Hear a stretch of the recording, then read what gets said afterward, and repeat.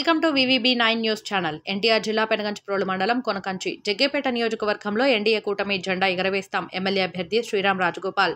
Jaggepeta reporter. మే 13న జరగనున్న ఎన్నికల ప్రచారంలో భాగంగా ఈ రోజు జగ్గేపేట నియోజకవర్గం పెనగంచిప్రోలు మండలం కొనకంచి గ్రామంలో టీడీపీ, బీజేపీ, జనసేన పార్టీల నాయకులు మరియు కార్యకర్తలతో కలిసి గ్రామంలో ఎన్నికల ప్రచారం నిర్వహించిన శ్రీరామ్ రాజగోపాల్ తాతయ్య మాట్లాడుతూ ఇంటింటికి తెలుగుదేశం పార్టీ జెండా ఎగురవేసి జగన్మోహన్ రెడ్డి అరాచకాన్ని అణగదొక్కుతున్నామన్నారు.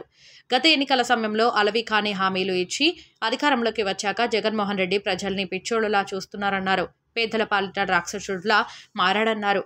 సూపర్ 6 పథకాలతో పేదల జీవితాల్లో వెలుగులు నింపబోతున్నామన్నారు. జగన్మోహన్ రెడ్డి ధరల బాధుడు, పన్నుల పోటు తప్ప ప్రజల బాగోగుల్ని పట్టించుకున్న పాపాన పోలేదన్నారు. ఇప్పుడు మరోసారి మోసం చేసేందుకు ప్రయత్నిస్తున్నాడని అసహనం వ్యక్తం చేశారు.